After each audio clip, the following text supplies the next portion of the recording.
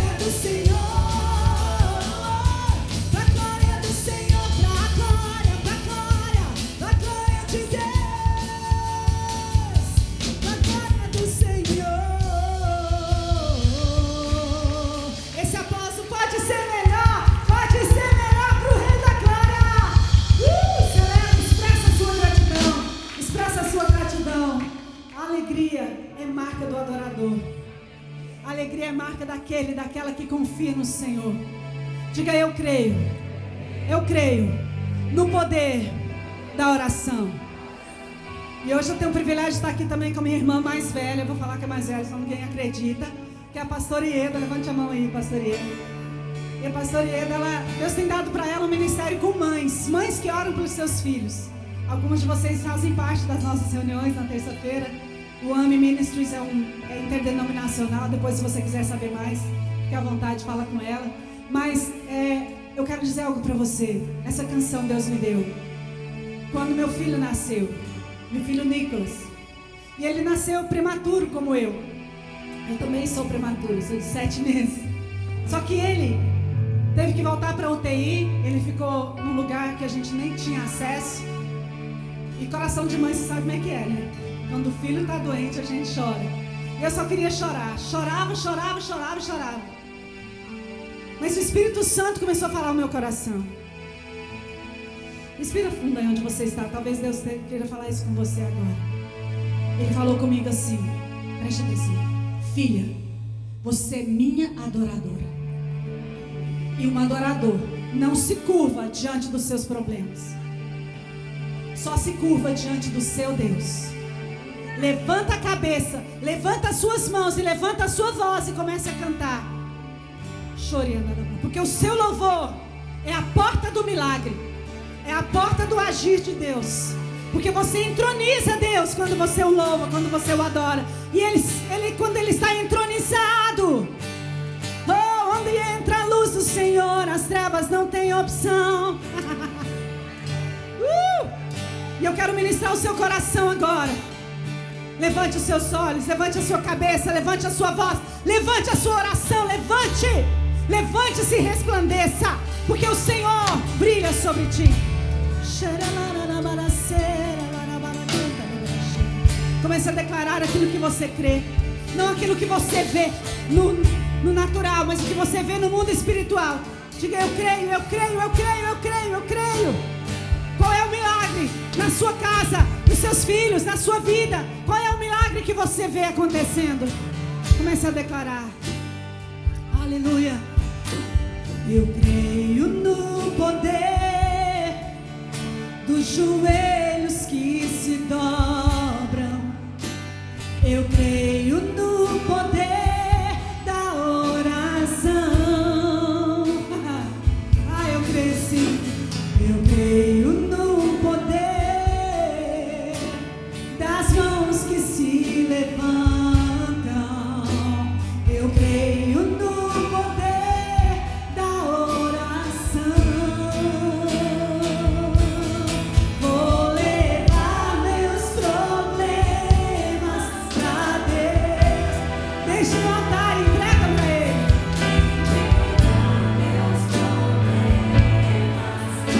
Porque minha boca é pra abençoar, é pra profetizar vida. Abençoar minha família, minha casa, meus irmãos, pois eu creio no poder. Fala isso de todo o seu coração. Eu creio no poder da oração.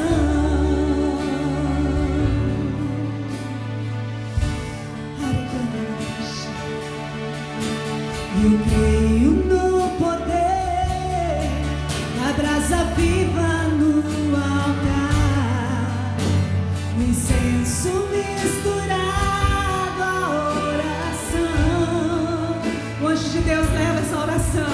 Quando o anjo oferece esse incenso na presença do Senhor, misturado com as brasas vivas do altar, Deus ordena mover na sua vida o céu, a terra e o mar se movem.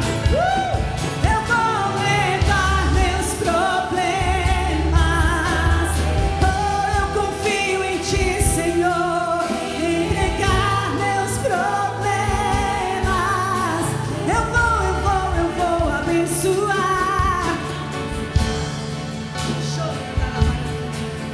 minha casa, meus irmãos, pois eu creio no poder da oração. Eu creio no poder da oração. Eu creio no poder da oração. Eu creio no poder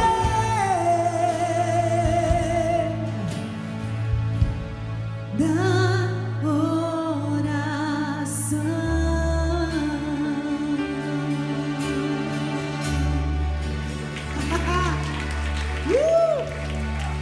Aleluia.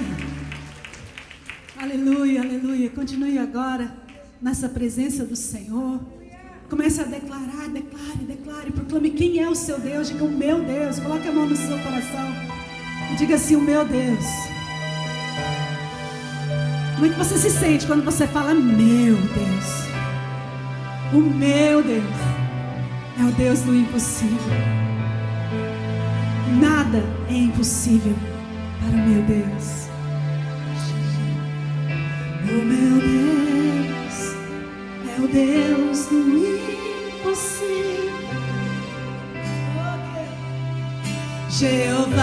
Jireh, o grande El Shaddai, que abriu o mar vermelho e ao seu povo fez passar, que da rocha Qualipa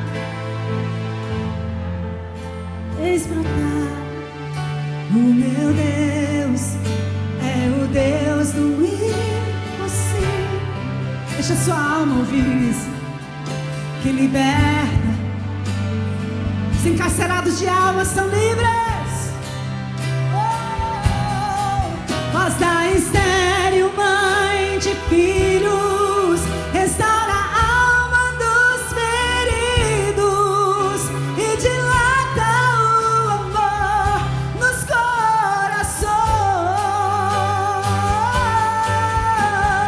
que dá vista aos cegos e aos surdos faz ouvir, faz a tempestade se acalmar, andou por sobre o mar e aos mudos fez falar, paralíticos e coxos fez andar, andar, oh, oh, declare quem é o seu Deus. O meu Deus é o Deus do impossível. Oh, aleluia. É o mesmo hoje e sempre há. Ele é o mesmo ontem, hoje e sempre. O meu Deus é o Deus do impossível e fará o impossível pra você. E fará o impossível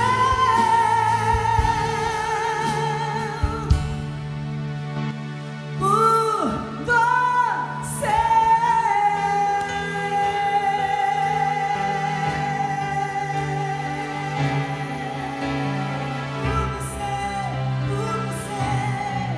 Por você.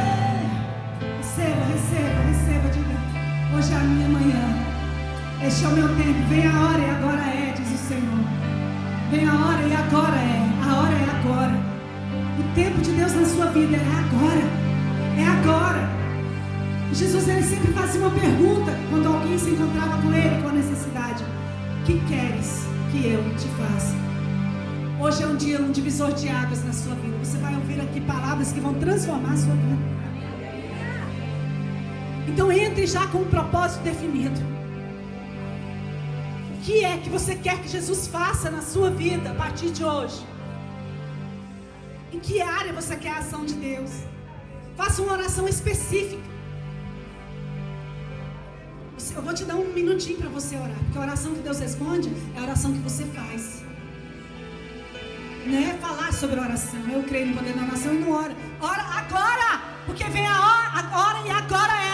Comece já a louvar a Deus pelo que você quer que aconteça, porque é assim que o mais que vencedor age.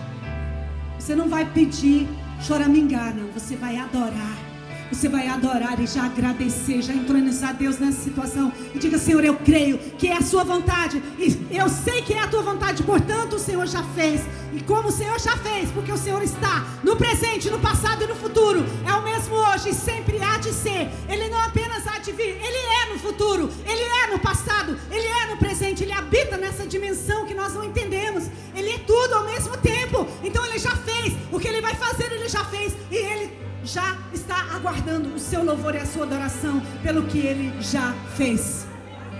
Eleva o nível da sua oração. Eleva o nível da sua adoração. Eleva o nível da sua expectativa. Não coloque o Senhor um pedido. Coloque diante do Senhor um agradecimento por aquilo que você espera acontecer. Esse é o segredo da alegria. É confiar que Ele já fez o que eu espero. Porque os que esperam no Senhor renovam as suas forças, sobem, elevam, sobem com asas como águias, correm e não se cansam, caminham e não se fatigam, sobem com asas como de águias. Quantas águias nós temos aqui hoje? Eu tenho 2 águias corajosas aqui que fazem treinamento comigo. A Eva e a Vivi. E a Vivi. Eu chamo de Vivi, vocês chamam de Vivi. Então, eu quero que você abra as suas mãos assim, olha. Uma águia corajosa que você é. Se posicione. Aleluia. E você vai cantar esse cântico como profeta. Profetiza. Você é a profeta da sua história. Você é profeta da sua história. Então declare: chegou o meu tempo. É agora. Vem agora e agora. É agora. É agora que eu vou voar mais alto. É agora que eu vou ver o milagre de Deus. É agora que eu verei as promessas. Aleluia. Então comece a louvar e adorar a Deus. Mais alto, mais alto, mais alto. Eleva, eleva, eleva. Eleva os seus pensamentos. Aleluia. Eleve, eleve as palavras que saem dos seus lábios. Glorifique o nome daquele que era, que é, que há de vir. Yeshua, Yeshua, Yeshua. Te adoramos, te bendizemos, Senhor.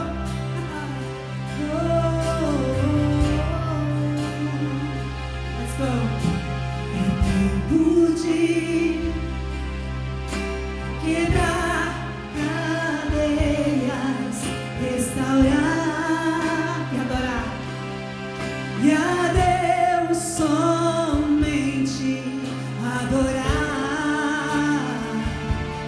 Dele vou depender. Se eu vi e o mesmo, diga nunca mais serei a mesma. A luz brilhou. Eu posso ver a verdade libertou todo o meu ser. Diga, vou voar como águia, vou dançar com o vento, vou fluir como um rio e cantar com os anjos, escalar a montanha e andar sobre as águas. Vou louvar. Profetiza isso na sua vida, como você nunca louvou antes. Aleluia. Pois eu vi a glória do Senhor. Deus, respira fundo. Fiquei, entrega agora. Meu tesouro, entrega seus filhos, entrega a sua casa, entrega suas finanças, entrega os relacionamentos, entrega. Não via mais meus pés, entrega a sua história, entrega tudo. Então Ele me deu asas pra voar. Tudo é teu, Senhor. Vou voar como águia, vou dançar com o vento, vou fluir com o rio e cantar com os anjos, escalar a montanha. Profetiza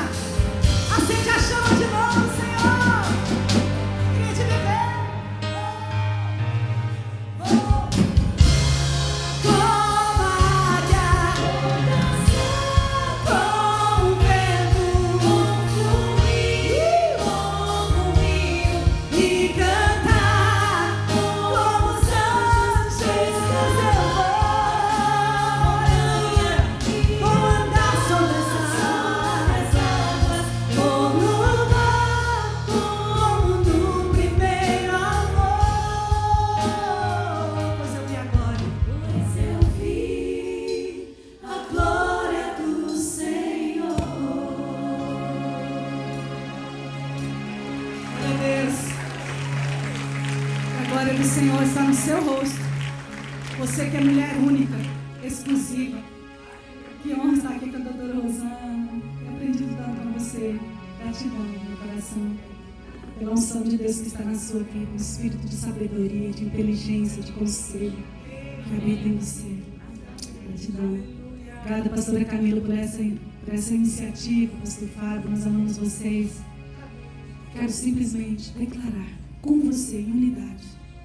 Este é um dia que você vai marcar no seu calendário como o dia da virada de chave. Em nome de Jesus. Beijo em você.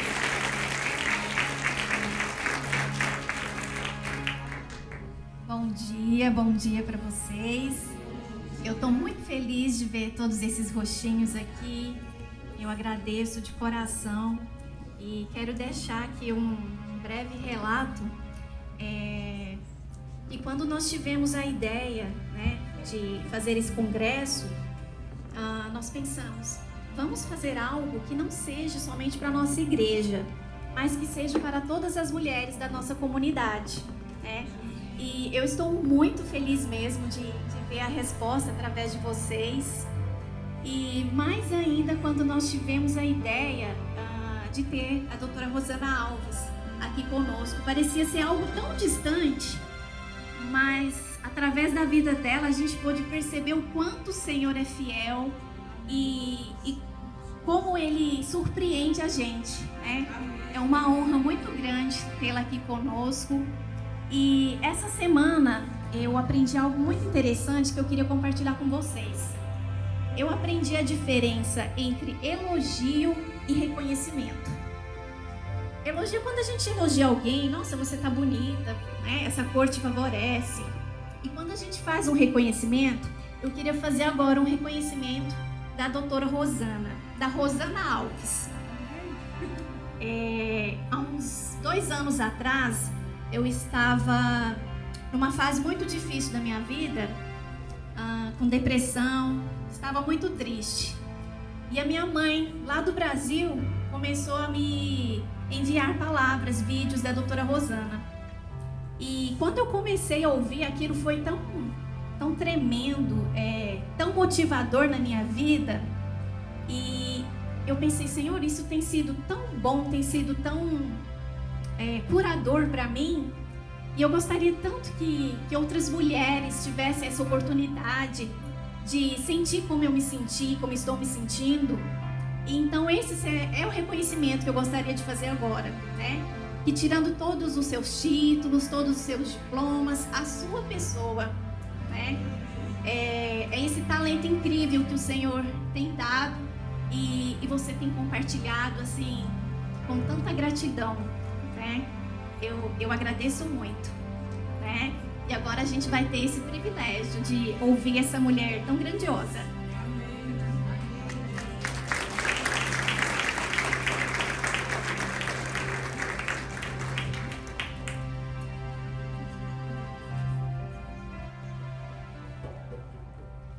Bom dia. Honra estar com vocês nesse lugar tão incrível. Obrigada por palavras tão encorajadoras que nos dão a certeza de que Deus tem um projeto nas nossas vidas, né? É por isso que eu sempre insisto em dizer, quando nós descobrimos, ou pelo menos estamos no processo da descoberta, o porquê fomos criadas, isso traz sentido para a vida. E mesmo que enfrentemos dificuldades, porque as dificuldades são grandes para todas nós. Não se iludam, todas nós estamos enfrentando batalhas.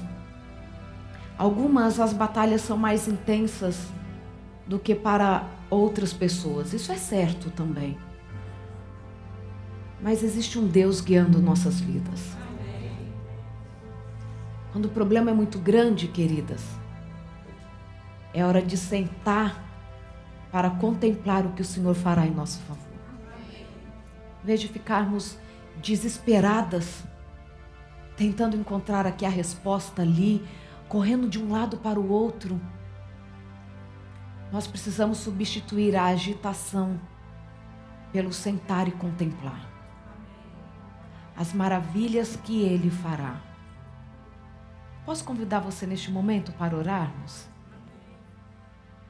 Ó Pai querido, neste momento não conseguimos fazer outra coisa, ao não ser nos colocarmos diante de Ti. Obrigada pela certeza do cuidado. Obrigada por nos alcançar.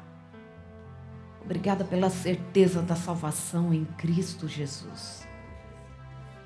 Obrigado por este congresso que é único, para mulheres únicas. O Senhor tem planos incríveis para cada uma delas, para mim também. E já queremos começar a contemplar a Tua obra. Obrigada pelo conforto, pela presença, pelo carregar no colo. Obrigada por esta manhã de sábado que reservaste para estarmos na Tua presença. Obrigada, obrigada. Somente gratidão transborda do nosso coração neste momento. E é em nome de Jesus que pedimos, mas sobretudo agradecemos. Amém. Podem sentar, queridas. Não se preocupem, Angelina vem à tarde. Eu sei que vocês vieram para vê-la também. Mas ela virá à tarde com uma condição. Eles vão crescendo, vão fazendo exigências, né? Antes só vinha porque gostava de estar com a mãe, já era o suficiente. Agora não. Mamãe, eu vou, mas eu quero autografar livros. Então, assim, as almas bondosas que quiseram um autógrafo de uma criança de 6 anos, por favor, peçam para ela quando ela vier à tarde. Porque ela ama autografar. Ela autografa livros comigo já há uns 3 anos. Antes de completar 3 aninhos, ela já pedia para autografar. E está lá, né? Aquela menina grande, linda, mas principalmente amando a Jesus. Eu gosto de dizer que nós podemos perder qualquer possibilidade de ensinar os nossos filhos sobre profissão, sobre tantas coisas. Mas precisamos insistir em ensiná-los sobre quem é Deus. Um Deus que não se molda às nossas vontades. Mas é um Deus que na sua bondade nos faz felizes e nos faz entender o quanto que o projeto dele é bom para as nossas vidas. Eu gosto de dizer que a primeira e mais urgente lição que precisamos ensinar para os nossos filhos é da obediência. E quanto nós temos sofrido em ensinar essa lição para eles, né? Parece que o mundo em que vivemos, a sociedade atual, tem nos ensinado que o importante é deixar que os nossos desejos se realizem. Deixa a criança. Um dia ela descobre qual o caminho dela. Será que é assim mesmo? Nós, como adultos, já aprendemos que quando fazemos as coisas pelo nosso próprio gosto, a chance de dar errado é muito grande, né? É muito grande. Não conheço vocês, mas eu tenho a impressão de que alguém aqui casou porque queria casar com essa pessoa, mesmo indo contra os conselhos que recebeu. E se arrependeu amargamente. Tem quem casou antes do tempo. Tem quem abandonou os estudos porque achava que não era importante ou tinha planos de casar mesmo. E depois nós percebemos que o desviar do plano de Deus, ele traz tantas consequências para a gente. Traz tanta dor. Muitas vezes imaginamos que nós podemos lidar com todas essas dificuldades, que elas não serão tão grandes assim. Mas quando olhamos para a nossa história, entendemos que abrir mão dos nossos desejos para seguir o plano perfeito dele era o melhor que deveríamos fazer. Mas sabe o que é incrível no nosso Pai? Que mesmo tendo ido longe demais, Ele está à nossa disposição para escrever uma nova história. E Ele fez isso, né? Quando nós vamos para o livro de João, no capítulo 4, como eu tenho aprendido com essa história. Cada vez que eu a leio, eu aprendo de novo. E eu aprendo de novo, e é mais um detalhe que aparece. Porque a palavra de Deus é assim, ela renova a cada manhã, não é? E a cada manhã deveríamos voltar para a palavra dele. Eu escutei uma amiga falando de uma evangelista, uma pregadora, eu acho que até pastora, mas eu não a conheço. Por isso que eu não posso falar com propriedade do que ela disse, mas eu gostei da ideia. E como a palavra de Deus renova a cada manhã, eu queria lançar para vocês um desafio que a minha amiga disse que essa pastora lançou. Já estou falando porque a ideia não é minha, ok? Eu sou muito de falar isso e gosto muito de fazer isso. A nossa primeira atividade no dia tem que ser falar com Deus. Meninas, é a nossa primeira atividade do dia.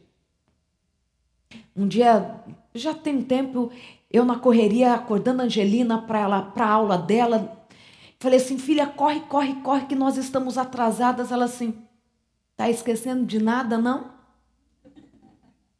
Eu falei assim, do que a mamãe está esquecendo? Do meu culto, mamãe. Ela não levantou da cama enquanto ela não fez o culto. Eu falei assim, é isso mesmo.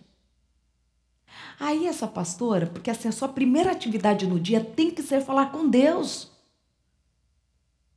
Meninas, não tem como a nossa vida dar certo se nós começarmos o nosso dia do nosso jeito.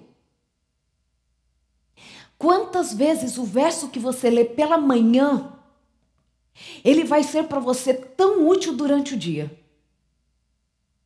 Vai ser ou não vai ser? Então essa pastora fez um desafio para que nenhuma mulher coma durante o dia enquanto ela não tirar um tempo para falar com Deus. Não deu tempo de falar de manhã, então você nem toma café da manhã. Não, tudo bem, eu fico sem café da manhã. Não vai nem almoçar se você não parar para falar com Deus. Enquanto você não falar com Ele, não coma. Para que seja mesmo um lembrete para a gente, sabe? De que a nossa atividade mais importante do dia é falar com Ele. Ele acalma o nosso coração. Ele muda a nossa forma de falar com as pessoas. Ele insiste em não desistir de nós. E mesmo quando nós erramos, e a gente erra muito, Ele vem com a sua misericórdia e nos mostra o caminho certo. Ele é incrível. E é tão interessante, né? Eu escutando a pastora aqui falar, como Deus guia as nossas vidas, Ele guia as nossas palavras. E Ele vai revelando o que Ele quer para as nossas vidas. Eu lembro quando, eu já contei isso em algum lugar, porque eu fiz psicologia. Vocês sabem por que eu fui fazer psicologia? Porque não tem nada a ver comigo. Tem nada a ver comigo, psicologia. Sempre fui da área de exatas. Eu achava que eu ia fazer economia ou engenharia. Adoro matemática, adoro química, adoro física. Gabaritei física, química e matemática no vestibular. De tanto que eu amo. Eu vejo uma fórmula de elétrica. Gente, eu adoro fazer fórmula de potência, resistência, corrente, amperagem. Amo isso. Vocês achavam que eu era doida? Agora é muito mais do que você imaginou. Amo química, química orgânica, aquelas fórmulas, gente. Avogadro, cálculo de átomo. Eu ri não, é legal isso. Eu amo exatas. Se não fosse exatas, eu faria direito, porque eu amo as palavras também. Mas psicologia, jamais. Eu não tenho paciência, né? Era o que eu pensava lá. Não tenho paciência para ficar conversando com gente.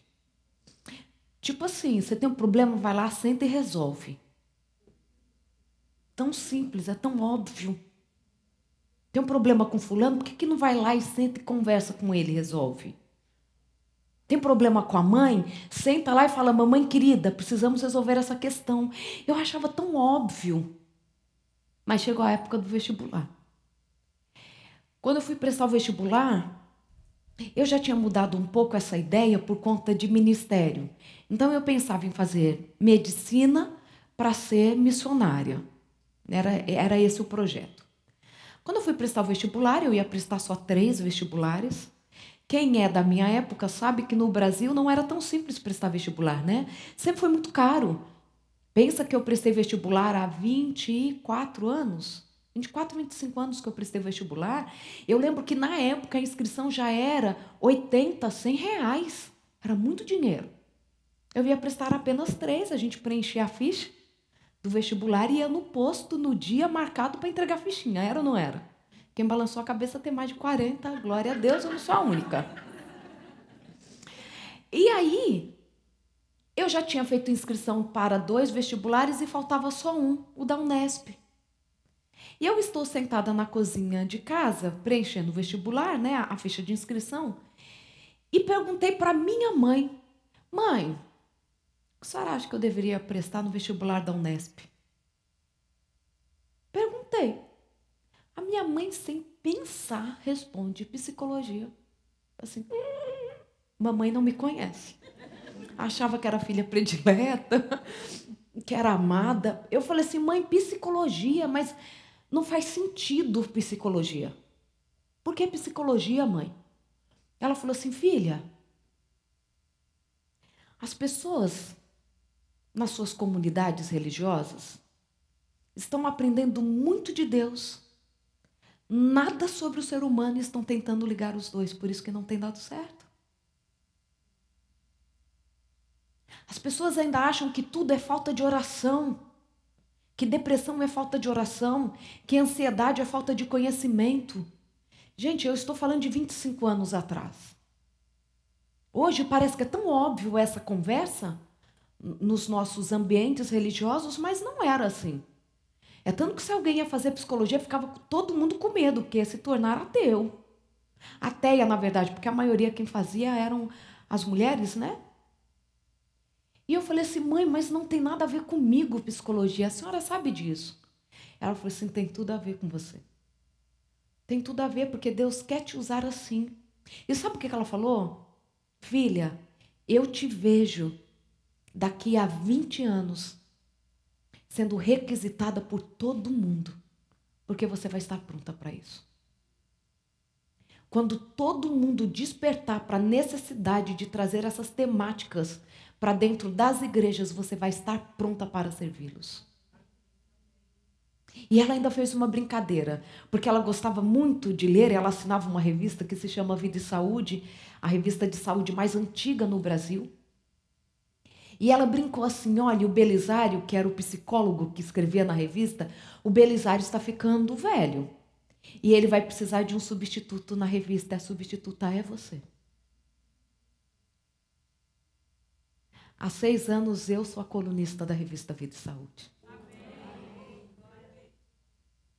Com isso eu quero falar 2 coisas para você. Não tinha planejado de começar assim, não. Profetizem sobre a vida dos seus filhos. Profecia de verdade, sabe? Não é profecia vazia, não. Traga para os seus filhos a importância de trabalharem para o reino de Deus. Que as profissões dos seus filhos sejam escolhidas para trabalhar no reino. E a obra de Deus é completa, viu? Quando nós permitimos que Ele haja, é completo na vida dos filhos da gente. Eles vão ser ótimos profissionais e vão ser usados pelo reino. A minha mãe, uma mulher tão simples, academicamente falando, mas tinha a visão do reino. Tinha a visão do reino. Não importa o que você faça. Na sua profissão você honra a Deus? Estou perguntando para você como mulher. Quando você entra nos ambientes, as pessoas falam assim: tem alguma coisa diferente em você. Não estou falando de perdermos as nossas personalidades, porque tem gente que precisa ser mais firme, dependendo do seu ambiente. As pessoas precisam ver isso em nós. Tem gente que é mais rápida, tem gente que é mais agitada. Eu sou mais agitada, por incrível que pareça. Sou mais rápida para fazer as coisas, mais para ontem. O meu marido que é calmo, muito calmo. E aí ele que equilibra em casa. Mas ele dorme e ele acorda também, tá? Porque tem gente que acha que eu sou calma, imagina o marido que é mais ainda, né? Mas é tão interessante que as pessoas precisam ver em nós Deus, mesmo que elas não saibam o que elas estão enxergando. Entendem isso? Elas não precisam saber que a gente é crente. Elas precisam querer estar perto da gente. Quando Jesus senta junto ao poço, João capítulo 4, que é a nossa meditação dessa manhã, ela não sabia quem era Jesus. A mulher samaritana não sabia quem era Jesus. Mas a conversa foi tão agradável, que ela fica ali, escutando coisas que não tinham nenhum sentido para ela. Que as pessoas queiram estar perto de você. Que as pessoas sintam prazer nas tuas palavras. Que elas saibam que quando elas tiverem uma dificuldade, elas podem contar com você. Que a sua vida possa ser reconhecida como o bálsamo de Jesus na vida dos outros. Sabe quando alguém na sua igreja está enfrentando uma dificuldade? E ela precisa pensar assim, com quem que eu posso conversar sobre isso? Porque eu não posso falar com a minha mãe, porque está no Brasil, eu não quero preocupá-la. Quem que eu posso procurar que ela possa lembrar do seu nome? As pessoas estão carentes de pessoas em quem elas possam confiar. E aí, quando nós olhamos para o capítulo 4 do Evangelho de João, eu gosto muito dessa história porque ela traz alguns elementos muito importantes para nós. João capítulo 4, vamos começar no versículo 7. Uma mulher, uma samaritana, veio buscar água. Foi então que Jesus lhe pediu, poderia me dar um pouco de água? Os seus discípulos tinham ido à cidade comprar comida. Só esse verso, nós poderíamos ficar aqui a manhã inteira conversando. Eu falo de cada mensagem, eu gostaria de ter uma semana para falar sobre o tema, porque é tanta coisa linda que a gente encontra em cada verso da Bíblia. E olha, poderia me dar um pouco de água? Primeira coisa que nós precisamos aprender: ter conversas dentro do contexto. Jesus estava ali, junto ao poço. Ele estava ali porque ele queria um encontro a sós com aquela mulher. Era isso ou não era? Jesus poderia ter ido à cidade buscar também comida com os discípulos e provavelmente encontraria água. Não precisava estar num poço fora da cidade. Mas ele tinha um encontro marcado com aquela mulher, mesmo que ela não soubesse. E aí, que aquela mulher chega, ele fala assim: você pode me dar um pouco d'água? Uma conversa que se inicia dentro do contexto. Jesus, ele conversa conosco dentro das nossas necessidades. É por isso que quando lemos a Bíblia, vai chamar a atenção aquele verso que tem a ver com a minha necessidade, com aquilo que eu preciso para aquele momento. Aquela mulher chega e Jesus ia começar a falar assim para ela assim: onde está seu marido? Você acha que ele ia começar por aí a conversa? De forma alguma. Ele precisava ter um relacionamento com aquela mulher primeiro e ele pergunta assim: você pode me dar água? Era dentro do contexto. Nós precisamos de conversas dentro dos contextos. Nós queremos falar de Jesus, estamos num país que é tão desafiador começar uma conversa sobre esse tema. Às vezes quando a gente está ali limpando a casa de alguém, ou mesmo dentro da loja, de qualquer lugar, como que eu falo? Como que eu me aproximo? Dentro do contexto. Dentro do contexto, Jesus era mestre de falar dentro do contexto. Quer ser curado? Você já está enxergando? Não, Senhor, vejo apenas vultos, como se fossem árvores andando. Primeiro Jesus vai lá e faz o milagre de trazer saúde para os olhos daquele homem, né? Primeiro ele sara, depois ele cura. Ele devolve a visão, mas depois faz com que a pessoa, aquele homem, enxergasse de forma nítida, processo. Porque provavelmente aquele homem precisava de um processo. Para entender que o mais importante não era apenas enxergar, mas ter a visão acurada. E aí então, Jesus fala assim, você pode me dar água? Versículo 9. A samaritana surpresa perguntou, como pode um judeu pedir alguma coisa a mim, uma samaritana? Ela já começa a perceber que tem alguma coisa diferente naquele homem, e não era um homem que estava ali apenas ou com a intenção de menosprezá-la, mas era um homem que estava pedindo para ela um favor, um homem samaritano. E o favor que ele estava pedindo era água, não era outro favor. E aí então, Jesus responde para ela, no versículo 10, se você conhecesse a generosidade de Deus e soubesse quem eu sou, pediria água a mim e lhe daria água pura, água da vida. Aquela mulher está ali, ela pergunta para Jesus por que ele está pedindo água. Jesus então, já que o tema é a água, ela está ali, como que você me pede água, tal.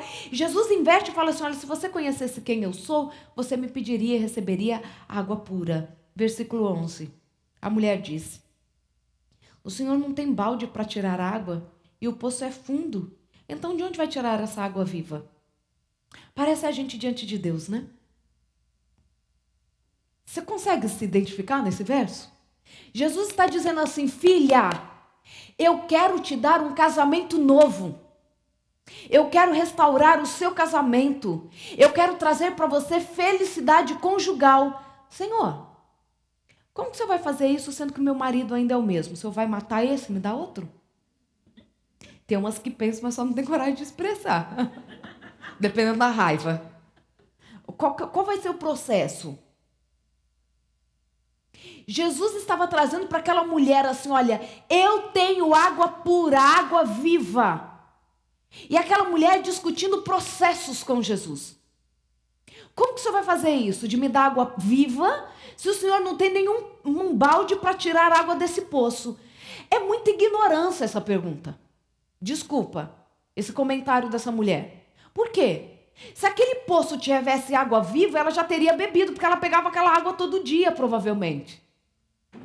Como que Jesus tiraria daquele lugar a água? Ela já tirava, ela já tomava, e ela continuava à procura da água viva. Como que Jesus utilizaria do mesmo método dela? E a gente está fazendo isso com Deus. Estamos ou não estamos? Senhor, eu preciso ganhar mais. E Deus falou que você vai melhorar de condição de vida. Ele quer isso para você. Senhor, como eu vou melhorar sendo que eu tenho ainda esse trabalho? Será que Deus vai usar o mesmo método que você tem usado?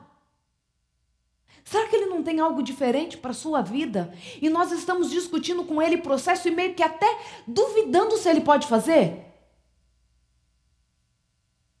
Eu tenho pedido para Deus, e tem sido minha oração todos os dias, que dos meus lábios não saiam mais reclamação e perguntas sobre os processos dEle.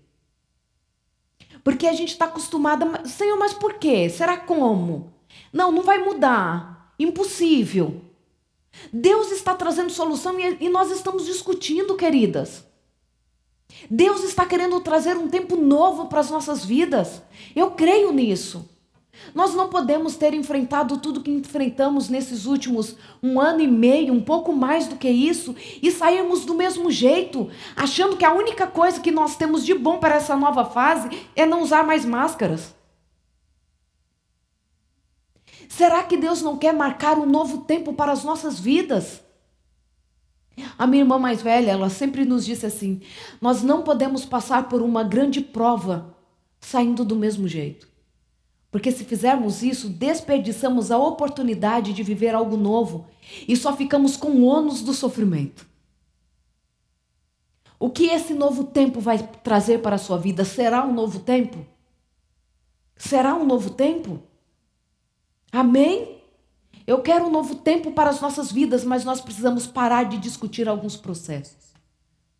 Precisamos começar a aceitar que Deus tem água viva para as nossas vidas. E não é com o nosso baldinho que Ele vai pegar essa água. Não é no poço que nós estamos acostumadas a beber que Ele vai nos dar uma nova água. Precisamos parar de discutir com ele os processos. E aí então, ela fala assim, de onde o Senhor vai? E aí ela continua, né? Porque mulher não para de falar. Por acaso o Senhor tem mais recursos do que o nosso antepassado Jacó, que cavou esse poço e bebeu dele também seus filhos e seus rebanhos e o deixou para nós? Ela não para de falar. Está acostumada com seus argumentos. E aí Jesus fala assim, olha lá no versículo 13. Quem beber desta água aqui do poço vai ficar com sede, vai ter sede outra vez. Quem beber da água que eu der, nunca mais terá sede, nunca. A água que ofereço é como um poço artesiano interior, jorrando vida para sempre. Amém? Olha que coisa linda, Jesus vem agora e fala assim, não, o que eu estou oferecendo para você é diferente. A água que eu ofereço é como uma fonte que jorra do interior para o exterior, nunca seca, que traz novidade de vida. Versículo 15. Então a mulher lhe pediu, Senhor, me dê dessa água. Olha que lindo, me dê dessa água, de modo que eu nunca mais tenha sede, nem tenha que voltar a esse poço. Ai, que vontade de bater. Ela começa, Senhor, então me dá dessa água, é tudo que eu preciso, para que eu não volte mais aqui. Eu não tenha mais que vir buscar água. Você entende como você está presa nos seus pensamentos? Na sua forma de encarar a vida? Você não consegue chegar além. Jesus está falando para você e você não escuta. Mas sabe o que é lindo em Jesus? Ele entendeu o processo que aquela mulher precisava passar. Ela começa a ficar entusiasmada sim com o que Jesus tinha que oferecer, mesmo que ela não entendesse direito. E Deus não desperdiça nenhuma oportunidade que damos para Ele. Ele é incrível. Aquela mulher começa a ser ali despertada para aquela novidade que aquele homem diferente está trazendo para ela com palavras diferentes. E então ela fala assim, eu quero. Para Jesus o eu quero já é o suficiente para Ele começar a trabalhar em nós. Eu quero. Mesmo que você não entenda o que Ele está te oferecendo, o eu quero é o suficiente para Ele começar a trabalhar. E ela fala, eu quero. Você precisa falar comigo, querido? Não? Ok. Eu achei que eu estivesse dando problema com esse microfone. E aí, para que eu não precise mais voltar aqui, já que ela já estava com vontade de ter aquela água, mesmo que não tivesse entendido direito, Jesus vai lá e fala assim, vai chamar o seu marido e volte aqui? Ué, a gente está falando de água. Vai chamar marido? Volta aqui?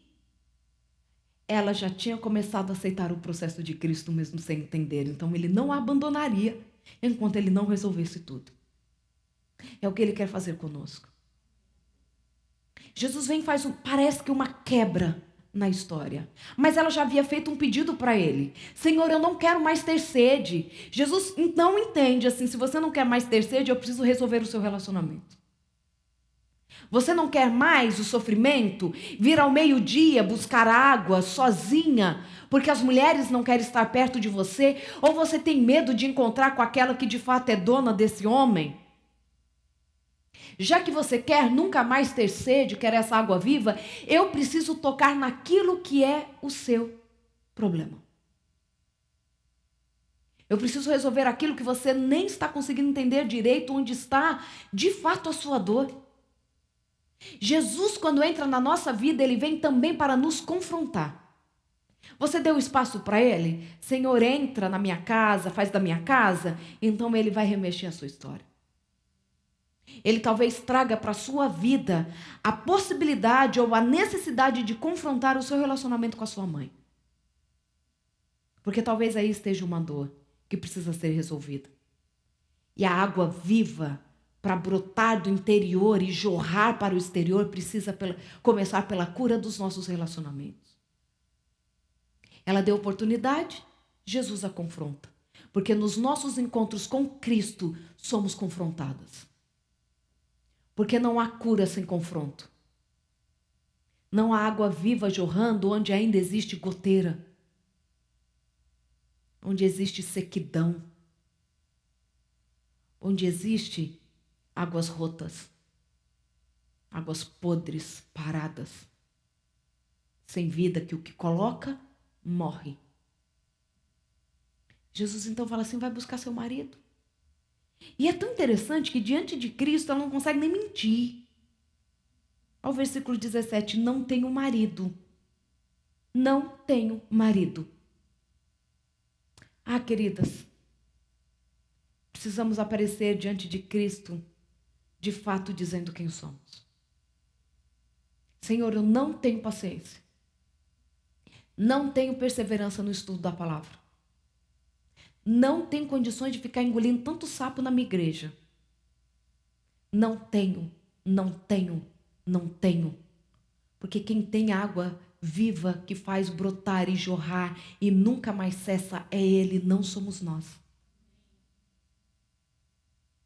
Eu estava conversando com algumas mulheres e eu falei o quanto que às vezes a gente faz um jejum equivocado, né? É tanto que a grande pergunta que sempre me fazem se jejum faz bem ou não faz bem para a saúde, como que fica o jejum espiritual. Essa é uma pergunta que você pode me fazer lá para tarde, tá? Que nós vamos ter um momento de perguntas e respostas. Mas na verdade, às vezes o jejum de comida, para algumas é muito fácil de fazer, para mim é super fácil. Eu faço de 24, 36 horas, 48 horas brincando. Não é difícil para mim. Ok? Hora de acordar, irmã. O despertador tocou.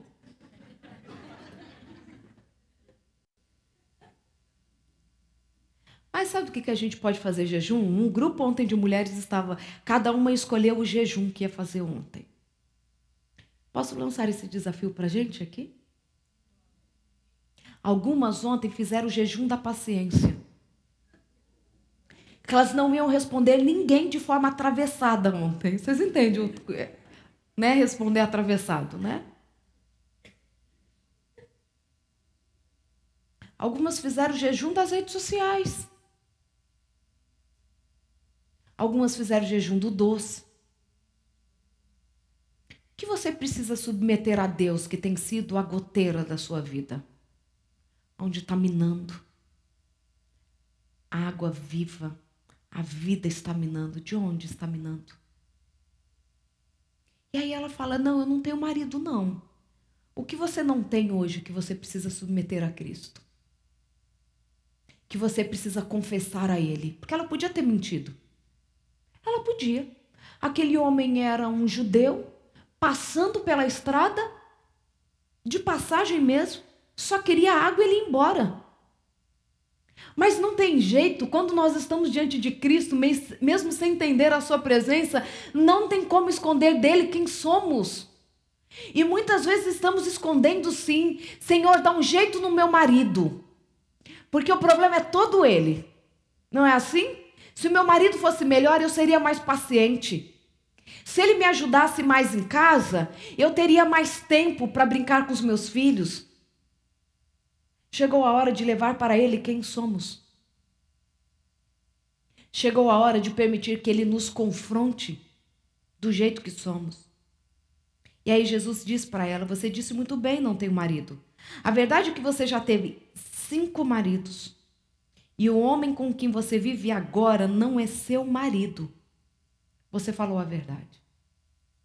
Eu não sei quem eram aqueles 5 homens que haviam passado pela vida dela. Se de fato ela foi ficando viúva. Não sei. Se ela foi casando e separando. Não sei. Mas o certo é que este homem com quem ela vivia não era dela. E eu não sei a quem aquele homem pertencia. Só sei que ela não era casada com ele. Era um relacionamento que trazia para ela vergonha. Não é à toa que ela estava ao meio-dia buscando água. Sozinha. Ela estava com vergonha e talvez outras mulheres não quisessem andar com ela. E Jesus fala, não é seu esse marido. E quando Jesus toca na sua ferida, olha o que ela responde no versículo 19. Ah, o Senhor é profeta. Então tire a minha dúvida, Nossos antepassados adoraram a Deus neste monte, mas vocês, judeus, insistem em que Jerusalém é o único lugar para adorar. Quem está certo?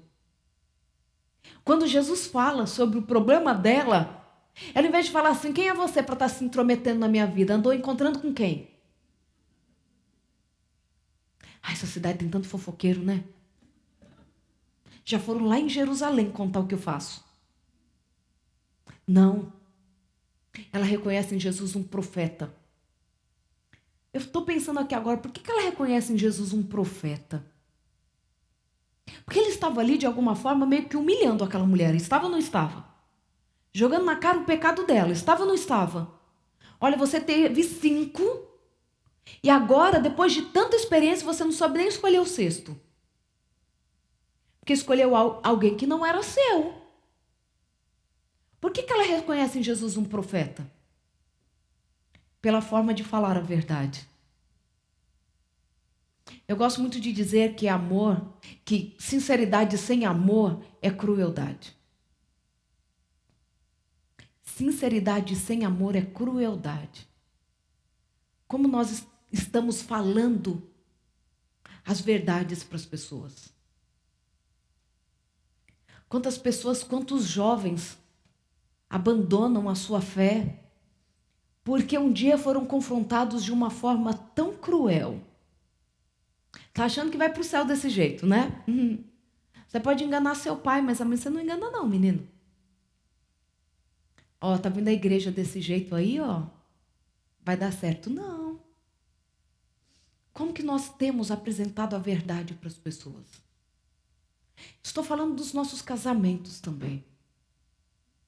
Como tem sido a forma que nós temos conversado dentro de casa, sabe? Um homem uma vez me disse assim, doutora, os homens também têm sentimentos, mas quem se importa com isso? É verdade. Eu escuto muitos homens dizerem assim, não, eu já não discuto mais nada mesmo. Porque eu nunca sou entendido pela minha esposa, ela nunca me compreende. Ela acha, é só ela que magoa com a forma que eu falo, mas eu nunca magoo. Só porque eu não falo, só porque eu não expresso, dá a impressão de que eu não magoo, mas é por isso que eu cada vez estou mais quieto. Os homens também têm sentimentos, mas quem se importa com isso? Sinceridade sem amor é crueldade. Jesus estava falando uma verdade tão dolorosa para aquela mulher. Mas ela reconhece nele um profeta. Falando para ela sobre o que ela estava fazendo. Eu não sei se, de repente, ela era amante do homem. Estava fazendo isso ainda meio que escondido, eu não sei. Nem sei se ela tinha marcado um encontro com aquele homem, eu estou pensando nisso agora. Mente de mulher é fértil demais, né? A gente escreve uma novela assim, escreve ou não escreve? Gente, eu estou começando a ver ela indo para o poço encontrar com aquele homem. Não era marido dela. Será que Jesus estava ali estragando o encontro? Eu não sei. Mas eu só sei que ela vira e fala assim, o Senhor é um profeta, só pode ser. Porque, olha só, consegue dizer algo que quem te contou isso? O Senhor só pode ser um profeta. Eu quero que as pessoas olhem para nós e digam assim, só pode ser de Deus essa mulher. Porque olha as coisas que ela está me dizendo. E claro, ela reconhece em Jesus um profeta e ela fala assim, não, o Senhor só pode ser um profeta. Então me responde a essa pergunta, onde que a gente deve adorar? E aí, Jesus fala assim, mulher, acredite, está chegando a hora em que vocês, samaritanos, irão adorar o Pai. Jesus acaba de incluí-la na família real. Os samaritanos, vocês sabem, eram rejeitados pelos judeus, porque lá atrás eles tiveram um problema assim. Não justifica, mas tiveram um problema. Mas Jesus agora diz assim, olha, vai chegar a hora que vocês, samaritanos, irão adorar o Pai. O reino de Deus é o reino da inclusão. É o reino do convite para a família celestial. E aí vocês vão adorar em espírito e em verdade, na clara luz do dia. O caminho de Deus para a salvação veio por meio dos judeus, Jesus, né? Mas chegará um momento, na verdade já chegou, em que não importará como vocês são chamados ou onde irão adorar. Não vai importar como vocês são chamados. Não vai importar a origem de vocês. Não vai importar se você é samaritana. Não vai importar a sua história. Não vai importar de onde você veio. Mas vocês já estão sendo incluídos na família celestial. E vocês vão adorar em qualquer lugar. Versículo 23. O que conta para Deus é quem você é e como você vive. O que importa para Deus é quem você é. E o quem você é, Jesus já havia resolvido para ela. Ela era filha de Deus, o Pai. O quem você é já está resolvido. Agora depende de você como você vai viver. Seu culto deve envolver o seu espírito em busca da verdade. Esse é o tipo de gente que o Pai está procurando. Aquele que é simples e honesto na presença dele em seu culto. Aquele que é simples e honesto em seu culto diante de Deus. Olha lá o nosso compromisso pela manhã. O quanto você tem sido honesta nas suas conversas com Deus. O quanto você tem chegado a Ele em culto para adorá-lo, reconhecendo quem Ele é, o quanto você necessita dEle. A mulher disse, versículo 25, não entendo bem sobre isso. O que eu sei é que o Messias está vindo. Quando Ele chegar, vai nos esclarecer tudo. Ela não estava entendendo muito bem ainda o que Jesus estava dizendo, e Jesus pacientemente estava explicando, mas tudo bem, ela estava num processo de descobrir quem era Jesus. Mas ela fala assim, mas eu sei que quando o Messias vier, e ele já está vindo, quando ele chegar, vai nos esclarecer tudo. Os judeus poderiam ter tirado muito daquela mulher samaritana, dizendo que ela era indigna, porque ela era samaritana, ela não era uma judia. Podia dizer que eles não tinham direito a ir a Jerusalém adorar. Poderia dizer assim, você nasceu no meio de um povo que rejeitou a luz.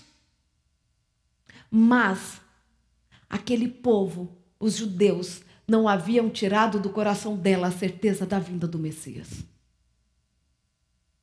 Muitos entre os judeus não acreditavam que Jesus era o Messias. Os próprios escribas e fariseus viviam perguntando, quem é você? Para que nós vamos até aquele que nos mandou para dizer sobre quem é você. Quem é você? Você é o João Batista? Você é o Elias que deveríamos esperar? Eles mesmos duvidavam de quem era Jesus, mas aquela mulher, eles até duvidavam se de fato o Messias viria naquele tempo. Aquela mulher falou assim, eu sei que o Messias já está vindo. Nada do que haviam dito sobre os samaritanos, sobre quem ela era, tirou do coração dela a certeza da vinda do Messias. Que nenhuma dor, nenhuma rejeição na sua vida possam tirar de você a certeza da vinda do Messias. E aí então, ela em toda a sua pergunta, ela está ali. Então quando isso vai acontecer? Eu sei que vai acontecer quando o Messias vier. Eu não estou entendendo muito bem. Olha o versículo 26. Eu sou o Messias. Você não precisa esperar nem procurar mais. Esse verso é tremendo. Jesus não satisfez a curiosidade dos líderes religiosos. Quantas vezes as pessoas falavam assim, quem é o Senhor? Para que nós possamos ir e dizer, escutando da sua própria boca, quem é o Senhor? Jesus não respondeu nenhum daqueles interrogatórios. Até quando João Batista, já preso, pede para os seus discípulos irem perguntar se Jesus era o Messias a quem eles deveriam esperar, Jesus responde por meio de milagres. Mas para aquela mulher ele diz assim, eu sou o Messias. Porque Jesus se revela para os puros de coração. Jesus se revela para aqueles que estão esperando a sua chegada. Para aqueles que as dores da vida não tiraram a esperança. A certeza de que quando Ele chega, a nossa história muda. Eu sou o Messias. E você não precisa mais esperar. Você pode escutá-lo dizendo para você isso hoje. Eu sou o Messias e você não precisa mais esperar pela minha chegada, porque eu já cheguei. Jesus já chegou para as nossas histórias. Ele está aqui conversando com a gente e muitas vezes nós estamos assim, Senhor, eu não estou entendendo direito, mas continue falando com Ele. Senhor, eu achei que o processo ia ser mais simples, mas está doendo, são tantos anos, mas continue falando com Ele. E aí naquele momento, quando Jesus diz, eu sou o Messias, olha o versículo 27. Naquele momento, os discípulos chegaram e ficaram escandalizados. Não podiam acreditar que o mestre estivesse conversando com uma mulher daquele povo. Ninguém disse nada, mas a fisionomia deles dizia tudo. A gente fala muito com a nossa expressão facial, né? Mulher, então, nem se fale. A gente fala um não dizendo sim de uma forma tão fácil, né? E Jesus está ali se revelando para aquela mulher, dizendo de uma forma tão incrível. E os discípulos vêm e quebram aquela sequência. E ficam escandalizados. Interrompem um diálogo. Jesus estava ali falando com uma mulher e samaritana, como se não bastasse Jesus já ter mandado eles para entrarem na cidade para buscar comida de samaritano. Foram só porque ele era o mestre. Vou lá pegar comida de samaritano. Tudo bem, é o mestre que está mandando a gente entrar rapidinho, busca a comida e volta. Quando volta, Jesus está conversando com uma mulher samaritana. Ficam escandalizados, interrompem aquela conversa, mas não conseguem interromper enquanto Jesus não se revela quem Ele é. Jesus não permite que aqueles discípulos cheguem antes, porque Ele precisava se revelar àquela mulher. Quando então os discípulos estão escandalizados, a mulher aproveitou a oportunidade para se retirar. Um pouco confusa, deixou o jarro de água para trás. O que Jesus havia dito para ela começa a acontecer. Ela começa a não sentir falta daquela água mais do poço. Havia ido buscar água, esquece o jarro. Porque agora já tinha uma água jorrando de dentro do seu coração. Ela deposita o jarro ali, olha, aos pés de Jesus. Porque eu acredito que ela chegou com o seu jarro, Jesus começou a falar com ela, ela deixou o jarro, virou e continuou conversando com ele. Ou a gente acha que ela deu uma volta, foi ali colocar o jarro debaixo de uma árvore. Não. Ela deixou o jarro ali, ó, perto de Jesus. O que você precisa hoje deixar aos pés de Jesus? Qual é o símbolo da sua vergonha, da sua tristeza e da sua dor hoje? O jarro era o símbolo da tristeza e da dor daquela mulher. Ela só estava indo ao meio-dia buscar água porque ela tinha vergonha. O que você precisa deixar aos pés dele hoje? Ela deixou o jarro, foi embora, perdida nos seus pensamentos. E aí, de volta à cidade, anunciou ao povo: venham ver um homem que sabe tudo a meu respeito, que me conhece como ninguém. Será que ele não é o Messias?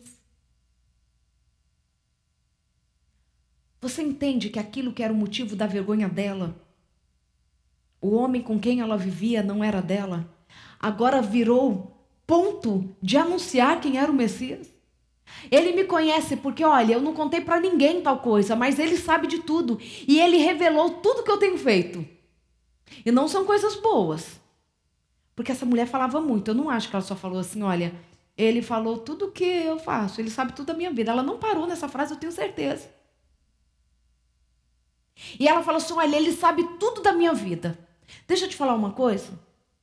Aquilo que hoje é o seu motivo de vergonha, motivo de tristeza, motivo de sofrimento, Deus pode transformar em um motivo de ministério. de anunciar os milagres que Ele faz. Talvez o seu filho hoje tenha sido motivo de vergonha, de tristeza. Mas quando ele voltar para os caminhos de Deus, será motivo de anunciar tudo que Jesus tem feito. Ele pode transformar o seu sofrimento em ferramenta de trabalho. Ele pega a nossa vergonha e a transforma em motivos para regozijar. Deus precisa da sua história restaurada para alcançar outras pessoas. O que Deus quer, queridas, não é assim. É ruim, eu tiro da sua vida. O maior milagre é a transformação que Ele provoca em nós. É o milagre que Ele provoca fazendo com que o nosso marido se converta. Para que eu possa dizer para outras assim, olha, o meu casamento era difícil. Mas Deus entrou na vida do meu marido e hoje nós podemos testemunhar que Ele pode mudar o seu casamento. Isso é muito mais incrível do que qualquer outra transformação, do que qualquer outro milagre. É aquilo que Ele faz com o nosso problema. Ele pode transformar a nossa dor em motivo de anunciar as maravilhas que Ele é capaz de fazer na vida de todos nós. Ela vai à cidade e diz assim, venham, eu encontrei um homem que sabe tudo sobre a minha vida. Porventura não seria ele o Messias? Olha a estratégia evangelística daquela mulher. Porque para ela era assim, eu já tenho certeza que é. Mas a minha fé não é suficiente para o outro. O outro também precisa ver e tirar as suas conclusões. Muitas vezes nós estamos no caminho aí de Deus, trilhando essa jornada já há muitos anos, né? Eu estou desde que eu nasci. E nós queremos que o outro enxergue o óbvio que nós estamos enxergando. Queremos que o outro se converta por meio da nossa experiência e não é assim. Será que porventura ele não é o Messias? Vocês não querem dar uma checada se ele é o Messias? Olha, encontrei alguém que... E se a gente correr até o poço, eu acho que ele ainda está lá. Vamos lá, quem sabe vocês tiram a mesma conclusão que eu tirei? Será que ele não é o Messias? E aí então, nós quando vamos para o versículo 39, nos diz assim, muitos dos samaritanos daquela cidade passaram a seus seguidores por causa do testemunho da mulher. Ele sabe tudo a meu respeito, me conhece como ninguém, foi o que ela disse no seu testemunho. Eles imploraram a Jesus que permanecesse com eles. Eles também chegaram em Jesus o Messias por conta da história que era de vergonha. Se transformou em ponto de conexão. E eles então insistem para que Jesus permanecesse com eles. E ele ficou 2 dias ali. Muitos outros confiaram a vida a ele depois de ouvi-lo. Eles disseram à mulher, nós cremos não mais por causa do que você disse, mas pelo que ouvimos. Agora temos certeza, ele é o Salvador do mundo. Só eu sou empolgada com essa história? Essa história é incrível. Agora aqui Jesus, ele é tão incrível que o processo dele é de cura para todos. Não é à toa que é cura para as nações. Os discípulos não queriam se misturar com os samaritanos.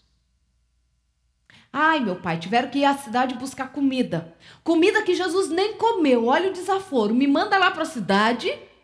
Algo que eu não queria fazer. Quando eles chegaram, Jesus não come. A gente encontra ali nos versículos entre os que eu li. Por que a gente foi lá então? Passar pela humilhação de comprar comida de samaritano. Aí a coisa só piora, né?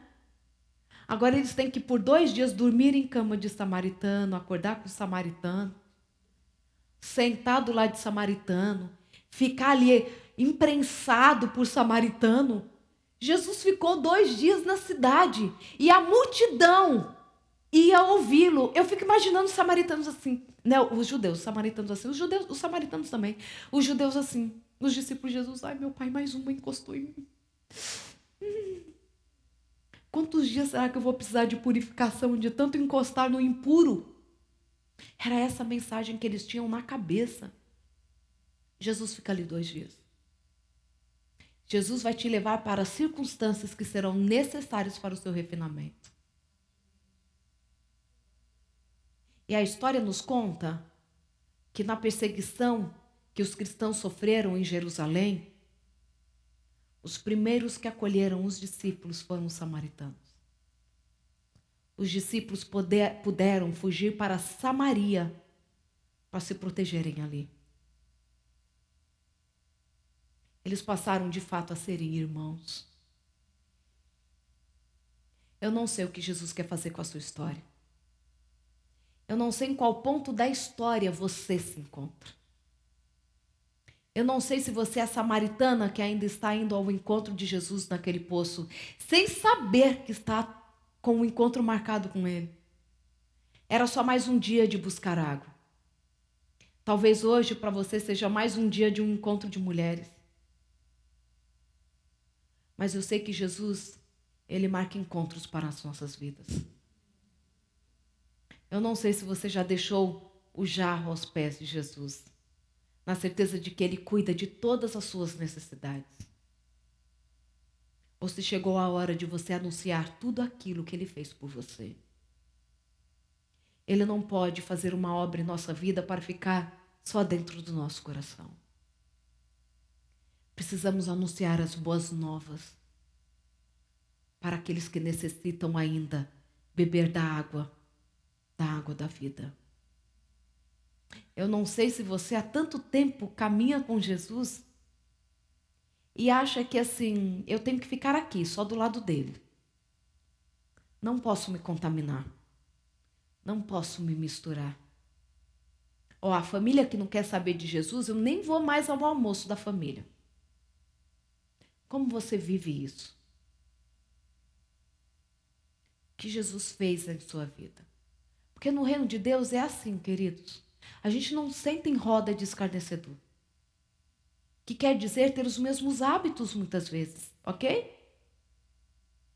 Mas no reino de Deus estamos com pessoas o tempo todo. No reino de Deus, nós somos anunciadores de salvação. Pode, porventura, uma lamparina ficar debaixo da cama. Ela consegue iluminar uma casa? De jeito nenhum. A salvação nos encontra para que por meio das nossas histórias, de pessoas cheias de defeitos, com seus problemas para serem resolvidos, e é por meio dessas histórias que alcançamos aos nossos semelhantes.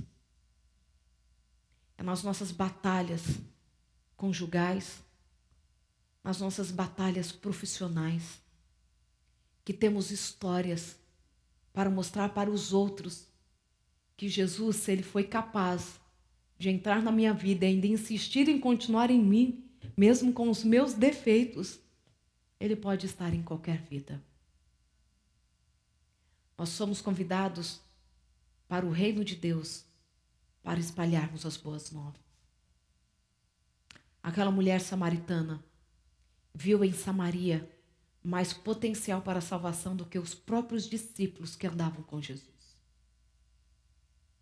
Para os discípulos não havia jeito, mas aquela mulher conhecia tanto o sofrimento daqueles que eram rejeitados, que disse assim: eles precisam de Jesus, o mesmo que ele fez por mim. Eu entendo as dores destes samaritanos e eu sei que Jesus tem a solução para eles. Ela encontra em Samaria mais potencial para o reino do que os próprios discípulos encontraram. E Jesus dizia que eles deveriam espalhar a mensagem para todo mundo, que essa era a missão deles. Mas eles não encontravam em Samaria a possibilidade de salvação. Saiba que Jesus te chama para trazer para você novidade de vida, mas para que você também espalhe essa novidade para os outros. E nós somos únicas na forma de fazer isso. Cada uma dentro do seu contexto, todas necessárias. Porque existem pessoas que você alcança que eu não alcanço. Existem pessoas que somente eu posso alcançar. Por isso, todas nós, de forma única, somos chamadas a começar em sermos únicas dentro da nossa casa, dentro das nossas casas. Eu quero escutar a Angelina dizer assim: eu quero ser uma esposa como a minha mãe é, como eu desejo que eu possa ser o exemplo para minha filha. Sabe? Eu gosto muito de dizer que nós precisamos ser as mulheres que desejamos que as nossas filhas sejam quando crescerem. Entendem isso? Eu quero que os nossos filhos desejem encontrar esposas como nós somos, que tenham mãe para os filhos deles como nós somos. Cheia assim de dificuldades, com as suas dores, mas que sobretudo enxerguem em nós mulheres lutando para estarem próximas de Jesus, bebendo da água viva. Quando nós olhamos para os estudos que são desenvolvidos pelo CEBRIDES, Centro Brasileiro de Informações sobre Drogas, nós encontramos, é um estudo publicado pela doutora Zila Vandermeer Sanches. E agora ela está com um sobrenome alemão, eu não consigo nem pronunciar. Mas nós somos contemporâneas da Escola Paulista de Medicina, estudamos juntas. E um trabalho dela mostra que 81% dos adolescentes que nunca se envolveram com drogas, lá no ambiente de vulnerabilidade, não fizeram isso porque mais de 80% deles faziam parte de uma comunidade religiosa de uma forma ativa, e os outros por cento tinham uma mãe que eles viam orando. O relato dos meninos na favela. Essa tese de doutorado aparece mãe orando. Um trabalho numa universidade pública. Entendem isso? Entendem o que Deus colocou em nossas mãos? Quando seu filho olha para você, o que ele vê? É a pergunta que eu tenho me feito. Será que a Angelina vê só uma mãe agitada para um lado e para o outro, fazendo 1000 coisas ao mesmo tempo? O que ela enxerga em mim? O que o seu marido enxerga quando olha para você?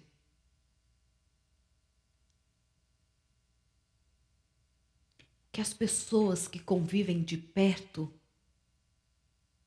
pensam sobre você?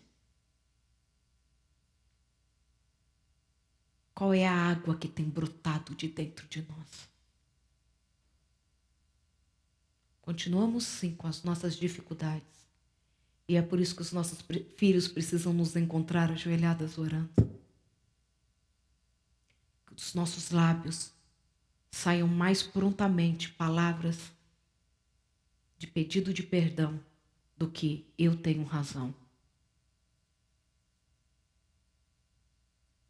Que da nossa vida possa jorrar mais serviço do que exigência do que queremos que façam por nós. E isso não nos torna mais frágeis, mais cansadas, mais sobrecarregadas.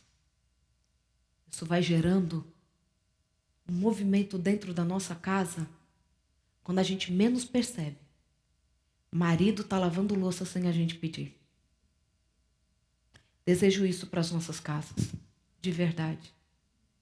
Tenho encontrado muitas mulheres sobrecarregadas. Mas eu desejo que os nossos maridos se envolvam por inspiração e não por obrigação. Ai, mas isso é impossível porque ele aprendeu assim, sou casada há 30 anos. Pare de falar sobre os seus processos e sobre a sua situação com Jesus. Pare de falar sobre isso. Mostre para ele que você entendeu que dele e ele é a fonte viva que nós estamos dispostas a beber todos os dias,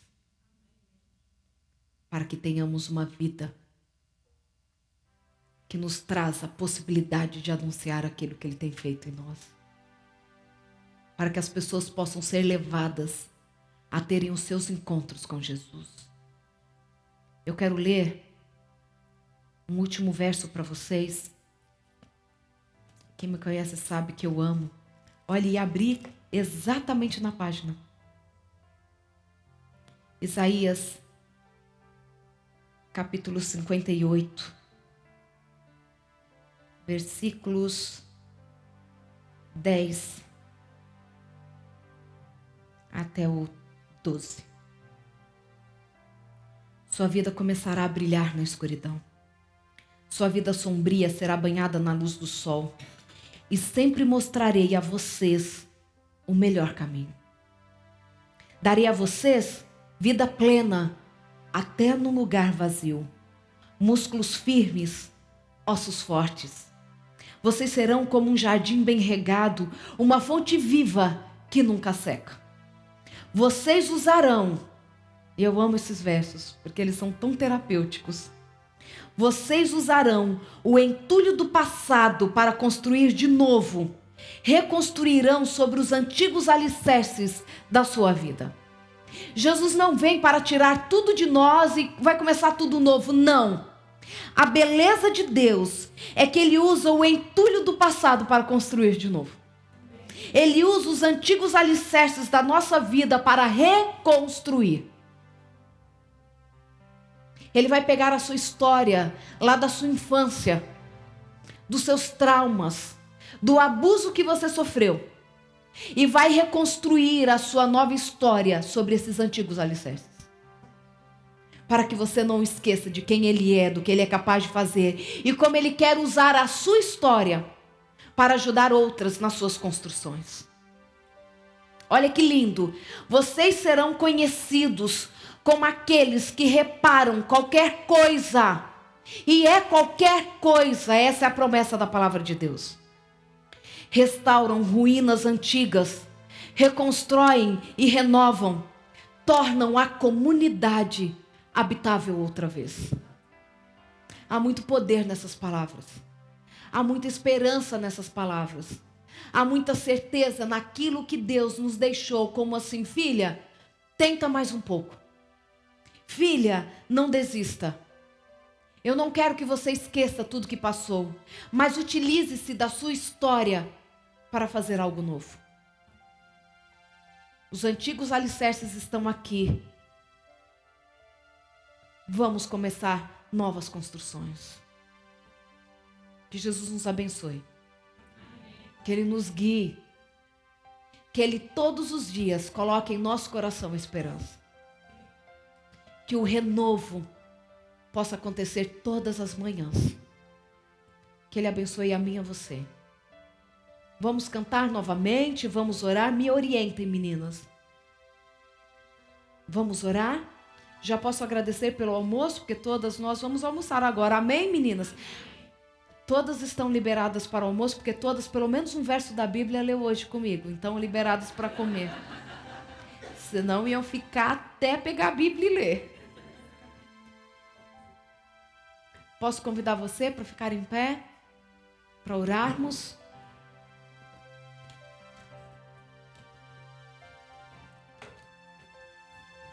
Ó Pai querido,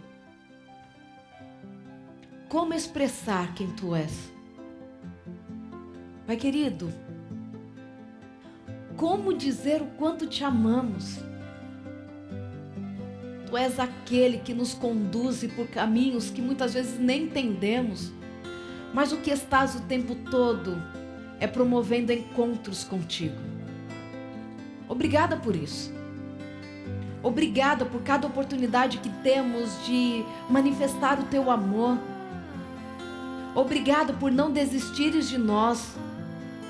Obrigada porque colocaste na Bíblia a história desta mulher, mostrando que o Senhor nos aceita com as nossas histórias, com as nossas fragilidades, com a nossa vergonha. E que por meio de nós tu queres fazer uma obra grandiosa, porque o Senhor acredita em nós.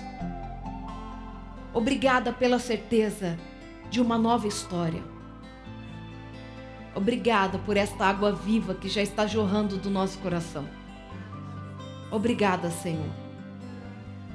Que os intempéries do pecado que vem sobre nós não venham nos afastar de Ti, mas possam ser uma forma contundente de nos lembrar do quanto dependemos de Ti.